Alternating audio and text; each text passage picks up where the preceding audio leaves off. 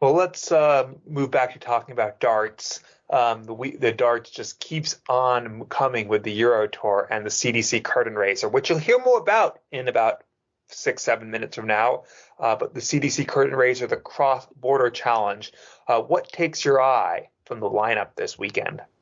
Well, I'll start with that CDC Cross Border Challenge, and I think it's a sign of the progress that the CDC are making that you put together a 16-player tournament. You've got 8 Americans, 8 Canadians, and looking at that lineup, I'd say 12, maybe 13 of them. I recognise them. I've seen them play, whether that be on TV or a stream. I know who they are, and if you'd have put a similar event together maybe 10 years ago, as much as I am a darts anorak like you are, Bert, and I think that figure for players that I knew or recognised would have been easily less than half, maybe 4 or 5 out of the 16. So I think it's great to see that exposure for North American players. It's continuing to grow.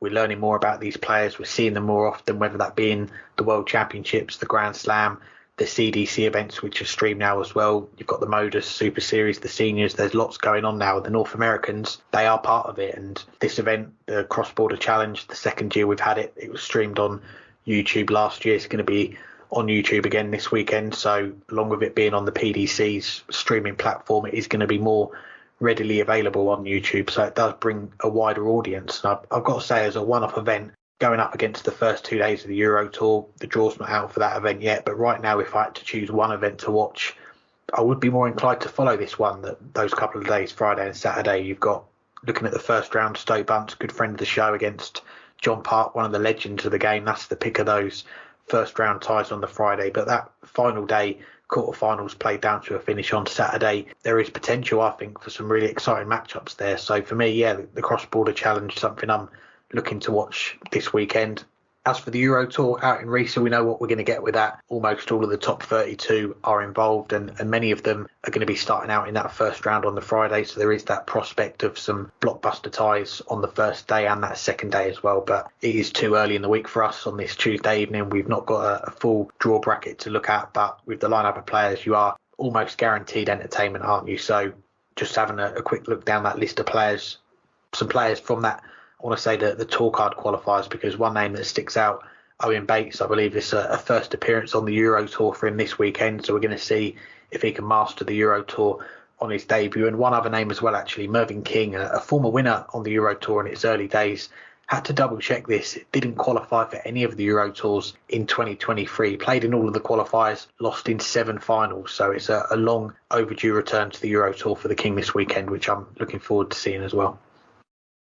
I mean, we'll be hearing from Peter Cetera in just a minute, and he'll talk about more about what's coming up in the CDC. But like you said, I'm really excited. And, obviously some of these names nobody would have known about a few years ago, not just because the CDC had less attention, but some of these players weren't playing as much.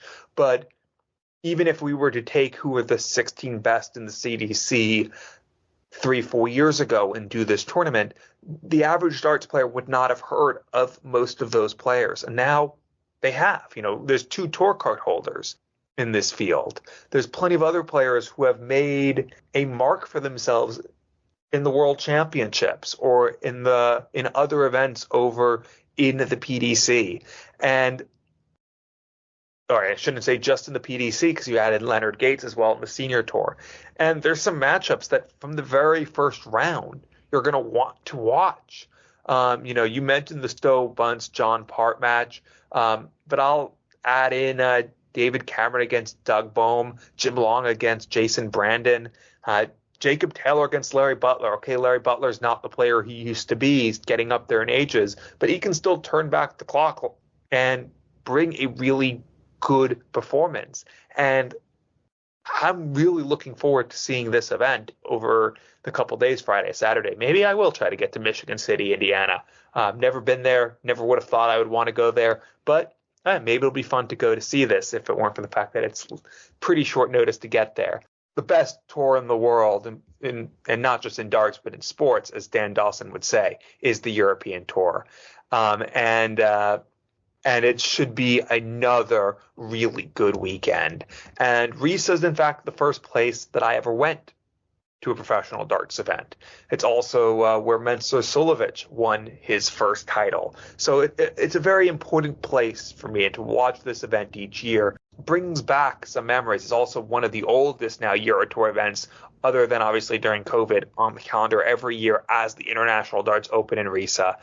Seeing, as you mentioned, the return of Mervyn King, also some players like Cameron Menzies, who's trying to chase down a spot in the World Match Play, I think is going to be big. But I also am curious to see how some of the players who need a big weekend, who've been struggling among those Order of Merit qualifiers, do.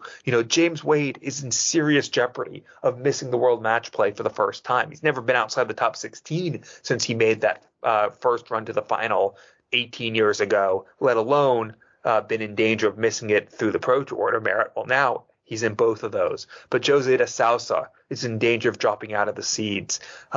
Even Dirk van Dijvenbode, who's currently the 5th seed, if he falls out of the top 16 overall because of how poor his second half of 2024 was, he would also miss out on the World Match Play. So there's a lot at stake for some of these players, not just through the Tour Card qualifiers, but among the Order of Merit and seeded players as well.